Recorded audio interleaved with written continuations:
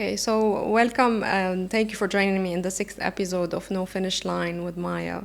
And today I'm hosting Coach Brian. So thank you for being with me. Thank you for having me, Maya. So I know you've been very busy with a lot of races. You're a very well-known coach in the UAE, but I want to backtrack a bit to how you started your running journey. So what got you into running? So back in around 2007, a friend of mine who used to run in Kenya for the Kenya Defense Forces, they just invited me to go and do a trial because in Kenya usually there's selection for the Defense Forces. So the first thing he told me like, bro, you're so tall. Why should you stay at home? Just come and run with us and maybe you'll be selected. So I went there with no shoes. Oh, I was not told runners have to have shoes. I did not have a proper shot. I actually removed my pants and I ran with my boxers. Oh. So everyone was laughing at me. But that was the first race, 2017, I started. I joined in. And I'm so happy and so lucky that this friend had to bring me in It was in Kenya? Yeah, in Kenya. And that was how I started running. And so I know that also you've been competing internationally back in the day. So tell me a little bit about that. Yeah, I've been training to compete internationally, and it so happened for like 2008 all the way up to 2015. I've been training to go into the Olympics and things like this. But as of course, you know, being a Kenyan athlete, being someone from the village and things like this, there are those challenges you have to go through. And it's not something that it's common in Kenya. Many people, they have either opportunities, they have sponsors and things like this. So I happened to be this close to be selected in the national championship. But out of one trial, it was a race, it was on the start, and the gun popped, and I felt my ankle snap. Ouch. So at that moment, I just knew it's done. Either it will take time to recover or things like this. So yes, and that is where my journey to the Olympics stopped. My vision was to get close to the likes of Usain Bolt and Justin Gay. That was the season, but Yeah. it all went how it went. And you couldn't continue after that. Once your muscle pops out, once you have a bad season, it's done. It will take time to recover yourself, but And what were your achievements up until then? well, I've been in the national championships. I've toured with the African Championship. The next stages was the Commonwealth and obviously the international stages. And so after that, what happened? After that, I used to work in we call it a livestock rearing company. And my boss used to travel a lot. So one time I told him, why you traveling so much? Can I join you in one of your travels? So in a trickish way, he asked me, do you have a passport? You know, if you want to block someone, it's just the first question, do you have a passport? So I said, yeah, I have a passport, and it's 20 years. It's been waiting for me to start traveling. And then he told me, okay, just give me your passport. I will arrange everything for you. And in the next few weeks, you'll be traveling. It took around 3 weeks before I got an answer. So I got a little bit demoralized. Like if you had a conversation with someone and they told you, bring your passport, I will help you to fly out. And then it takes around 3 weeks, which 3 weeks looks like it's a whole 1 year. So I waited patiently until all the patients ran off. And then the last minute, the last Friday before that Saturday, he called me and he told me, come to the office. I have something for you. This is your passport. This is your visa. This is your ticket. Your first flight is going to be in UAE 2016 back then.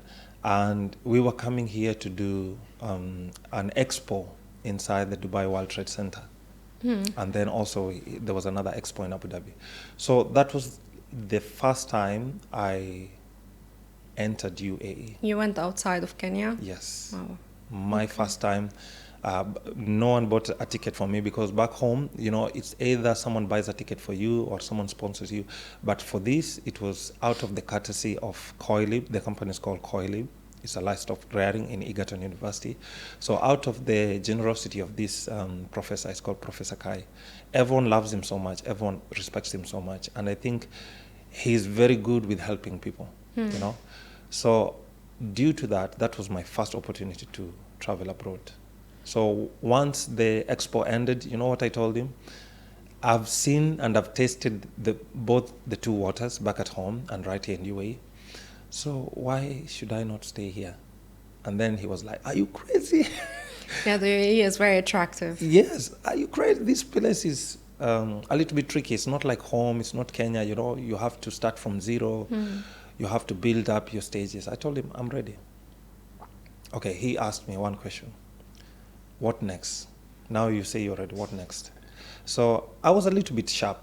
So I started Googling and what are the stages? How can you survive here and there? So the first thing I came back with, I have an answer. I will study and become a coach. I will coach people. And then once I coach people, I'll be able to get a visa, salary, and so I convinced him.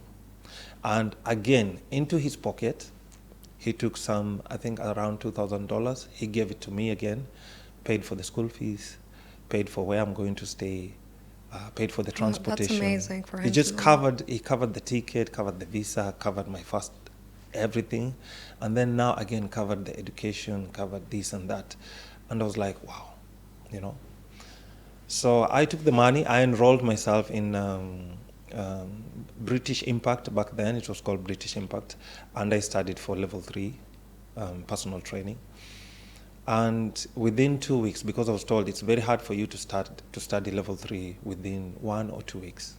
So within 2 weeks, I was able to finish the whole course, do the exam, and then waited to see if I've passed or failed.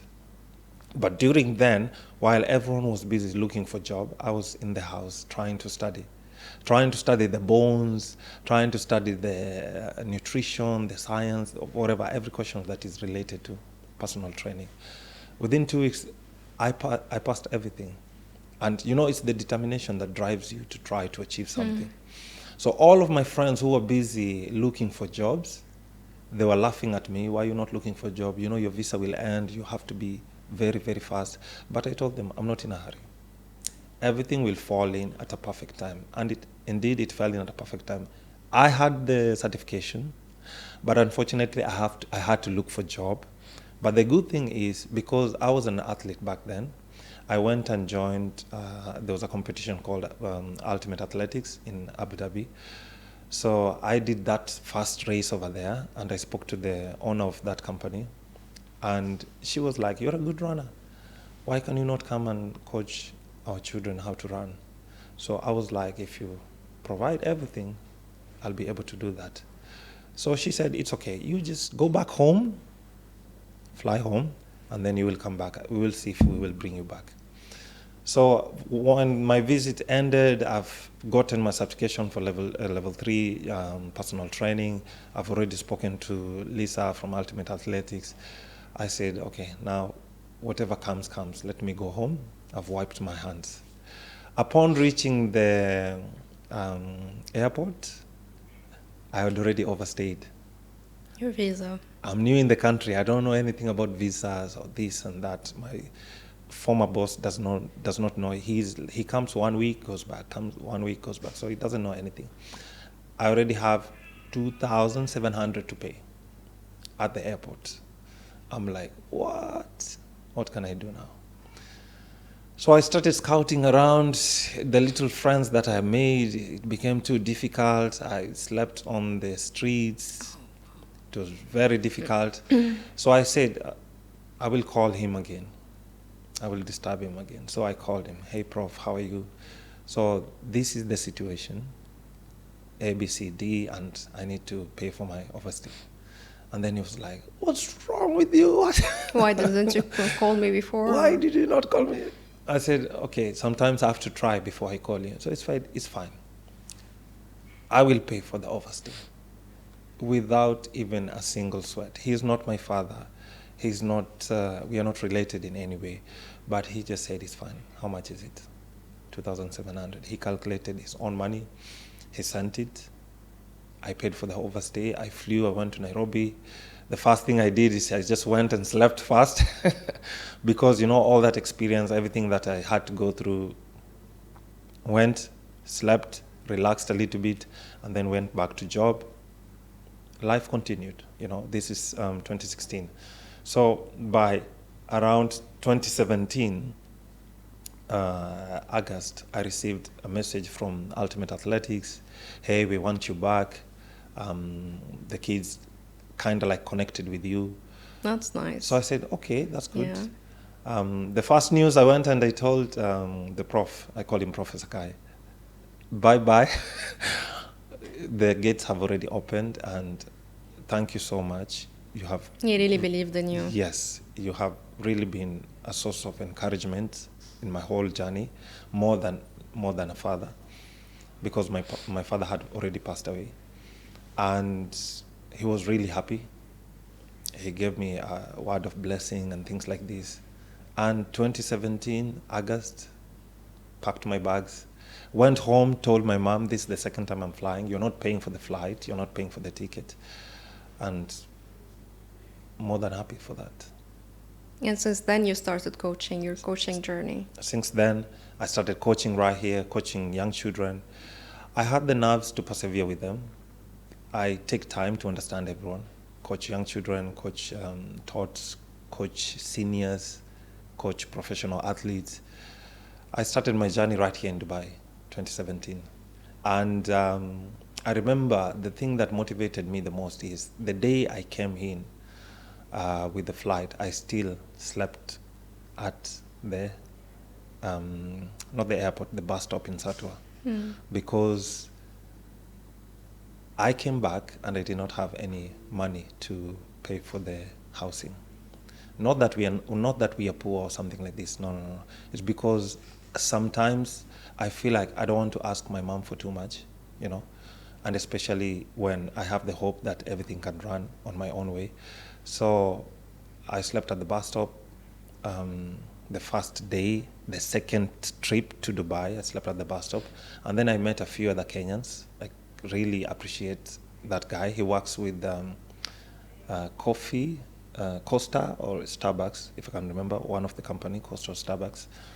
And he told me, I can give you a place to stay for 1 month, but then at the end of the month, you have to pay it back.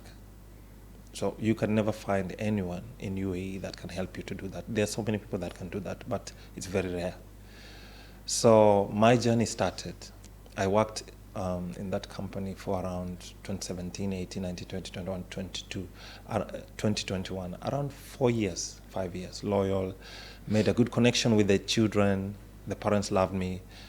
But unfortunately, I was so much good that they had to take me away from that job. Sometimes you can be so good, the people believe in you, but some other people have different challenges. So COVID came in, and I think that was the opportunity for me to go out of the company, which I'm really blessed and I'm happy for that. But my heart was broken at that time because I gave 100% to the company, and I worked so much hard, and it pained so much, like a knife being cut, like at the heart. And a few days after I received the termination, I was told that my brother had already passed away. Oh my God. So upon dealing with the termination, I have to deal with burial. So I remember asking, can I have an opportunity to go home, bury, and then come back and try to look for another job? But I was told that was the way forward, and I had to go on with it. I took my gratuity. I went home, buried my brother. I was so down, I was so broken with both instances, but I healed. And I told my wife, you know what, I will go back to UAE. I'll look for other opportunities. So I made a visit visa for 1 month. She was so much like, I want to come with you. I want to come back with you. But I told her, no, you have to wait until I call you, because I cannot go with you and you have to struggle. So I made my visa, came back to Dubai, 2022.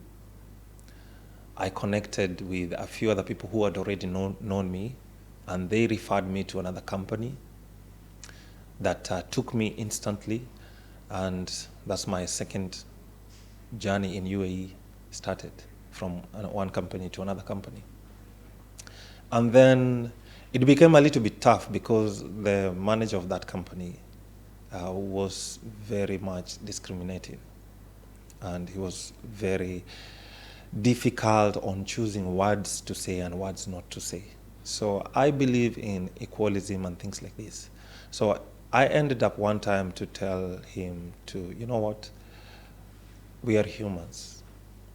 Let's try not to use some words because we are not of these kind of calibers. So he took it personal on his own way.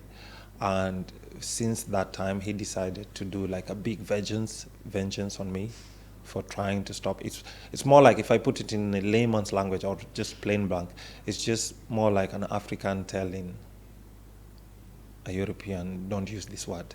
So he got a little bit offended. Why? Who am I to ask him to stop using these words? So the company made a plan to terminate me. The company made a plan to take me to jail. The company made a plan to do a lot of things. But luckily, I had some inside person who helped me to know a few things that are going on. So by the time they were planning to take me out of the company, well, they succeeded with convincing me to take a credit card, which I took a credit card, but I was left there now to paying for that credit card. But sometimes I tell myself, I wish I had sensed something is going on, because one time they were difficult and then they became too nice. So I sensed something, but I said, I want to help my child to go to school. So this is just for school fees. But little did I know it was another difficult stage. So by the time I'm moving out from this company, I just said, it's enough. I'm going round and round and round. And the more you try to be good, the more you try to help other people, not everyone will give you the same kind of treatment. So I said, it's enough. Let me get my own license. Let me start my own company. And I will stick to coaching people, because this is what I know, this is what I do best. And that's it. That's when I started my own company, dealing with my own things, looking for my own clients. And luckily enough, during the whole stages from 2017 to around 2022, when I started my own company in September, there was a parent that we used to connect so much. I believe in long-term relationship. So I believe that is the thing that has helped me the most to go into different stages. And this parent was like, I will take you to another school and you will connect with the teachers over there, see how it goes. And for sure, that's what she did. She connected me with DIA Emirates Health. And my journey from 2022 up to now with that school has been awesome. The school has amazing teachers. The school has amazing students, sports. And I do that and I do this. And then because I was back home, I was a DJ. I've done so many things. I was a DJ. I remember working in a club just to make money. I remember going to college and then going to DJ in a club and then waking up early in the morning to train, so because I want to be a professional athlete. So these three things, I will try to fit everything to fall into their own space and time. So the courage of standing on the podium and holding a microphone, it just started in 2023. And I was like, I'm good with speaking. I'm good with communicating with people. I vibe a lot. Why not?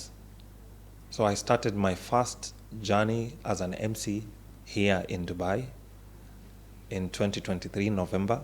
The first gig was Runaway Show with Modupe. Dubai Runaway Show with Modupe.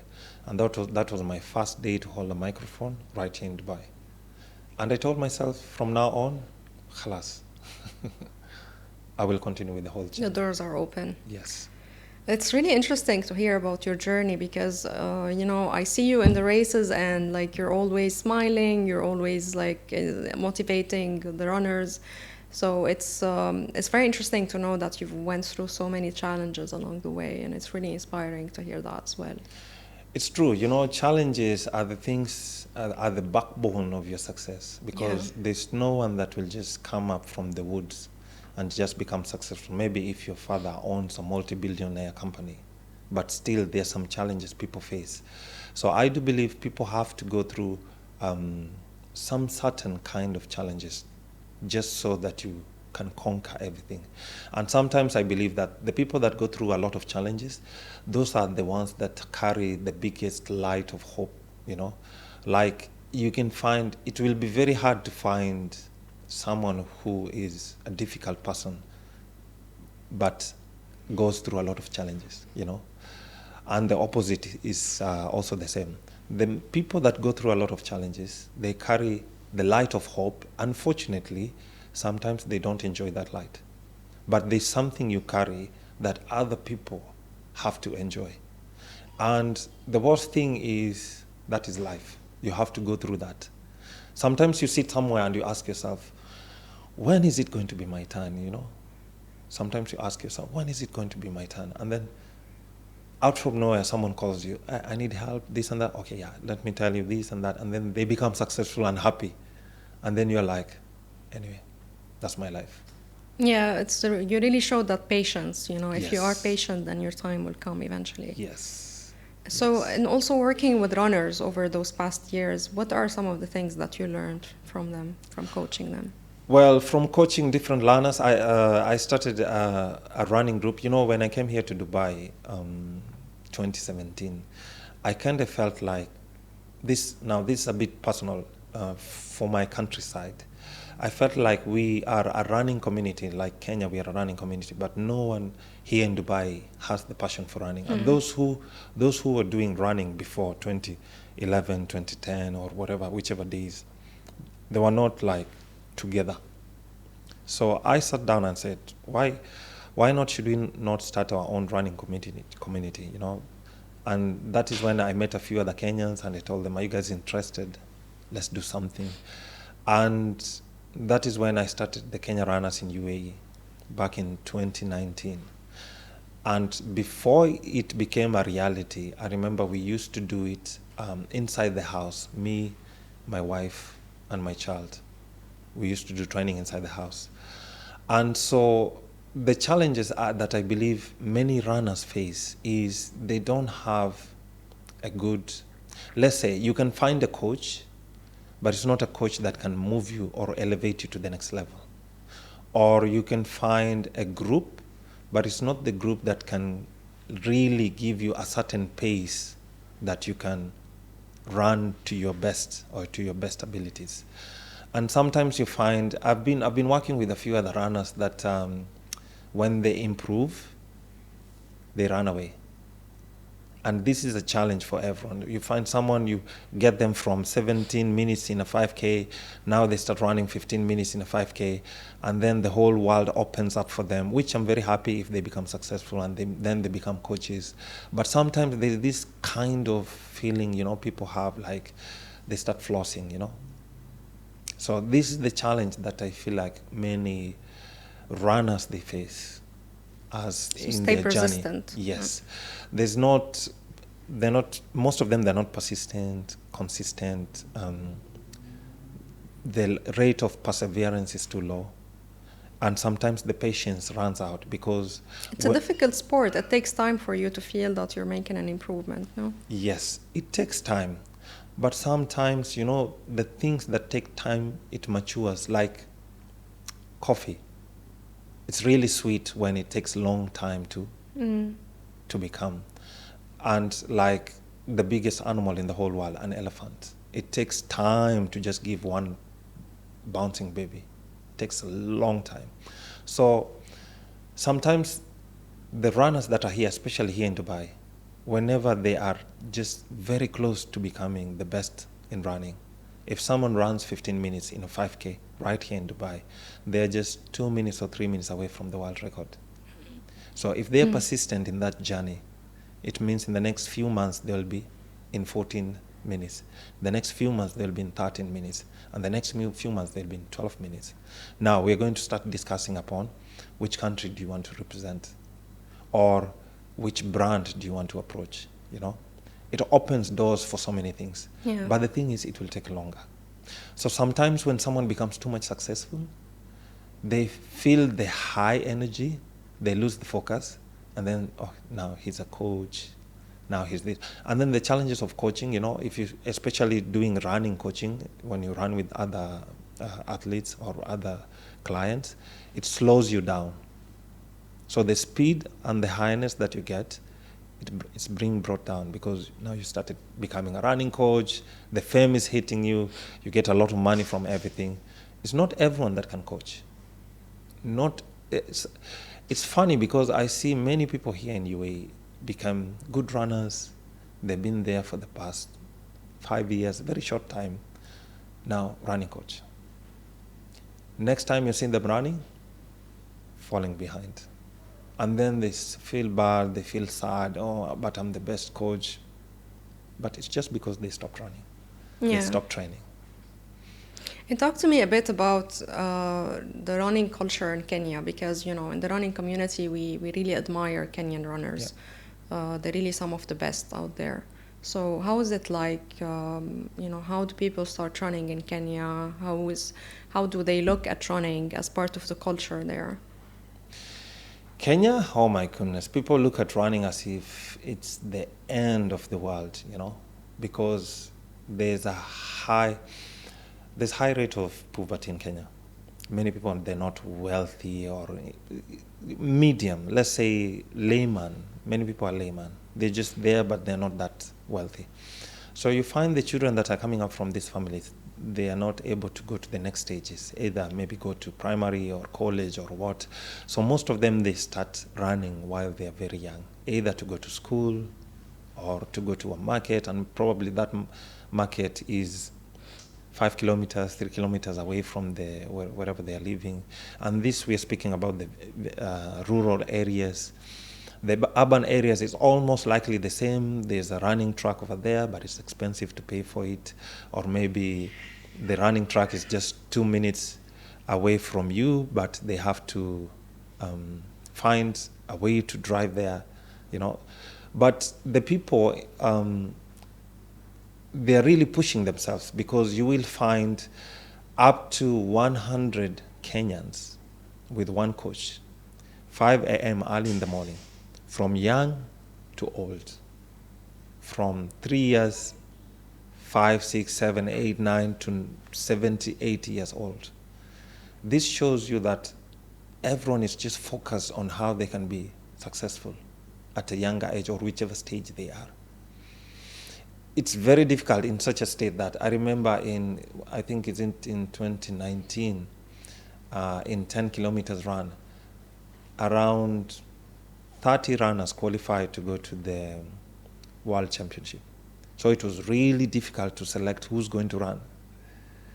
The competition, like a normal super sports run here in Dubai, it's like a World Championship in Kenya. And it's just a normal run. Yeah. Everyone is clocking, like, for 10K, let's say 28 minutes. You'll find around 50 runners have run 28 minutes. Everyone is so tight, everyone. So the thing that breaks through is who has connections, who has a little bit of resources, a little bit of money to fly out. That's the thing that makes the few to elevate to the next level. Yeah. Are there any people that inspire you that you want to talk about? My inspiration mostly comes from Usain Bolt. I get that a lot. I go to any airport, yeah, you look like Usain Bolt, things like this. And my inspiration are the running clubs that are here in Dubai and many other running clubs that are outside there. I've met a few, like Pakistani road runners. And yeah, I've seen them in one of the races. They're a big club. Yes, Kenya Runners, obviously, that's my home club. And I love Supersport. So many running clubs. They are my motivation, because whenever I see a big group of people running outside together, I'm so happy. Because number one, everyone is looking for health. Number two, most don't even know they're world champions. Yeah. until they have a conversation like you can really make it in life. Most don't even know they are world champions, you know. So that's my biggest motivation.